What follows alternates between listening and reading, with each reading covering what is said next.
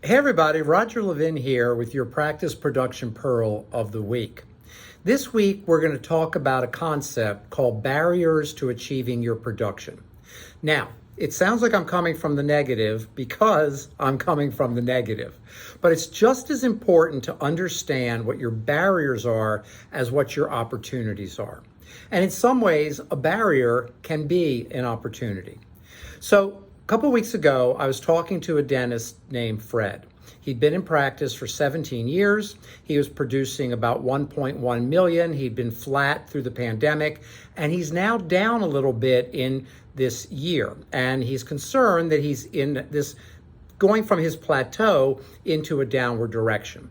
Let me warn you now. Anytime you hit a plateau, it is unlikely you'll grow out of the plateau unless you take specific action. It's very likely you'll decline out of the plateau. Now, when I say decline, I don't mean gloom and doom. I don't mean you're falling off the cliff. But nobody wants to have a $1.1 million practice declining to $1 million or 950,000, because remember, Levin Group's mantra, increase your practice production every year. So I think you should call a meeting with your whole team and go through a list of barriers to production. What did we find out in Fred's practice?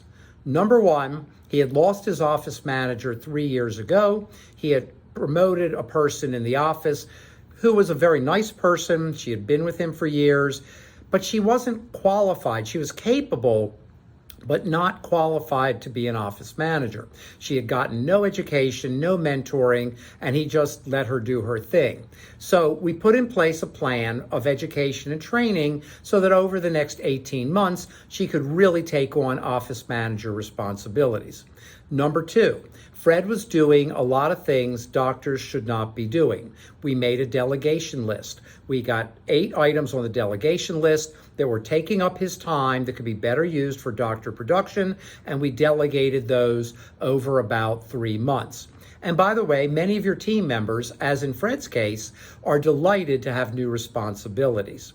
We found that customer service had fallen off. For example, the new patient phone call was being treated almost with a little bit of animosity. Phone rings, got to stop what I'm doing. Not that they were unpleasant, got to answer this call, get the information, get them off the phone so I can get back to what I was doing rather than building a 3, 4, 5 minute value-based call, setting the stage for a lifetime relationship with a new patient. And we identified about 6 other barriers that made the list. We then prioritized those barriers and started solving them one after another after another. And this allowed Fred to go from slight decline back to a very nice growth trajectory, projected to be at about 12 to 15% per year for each of the next 5 years.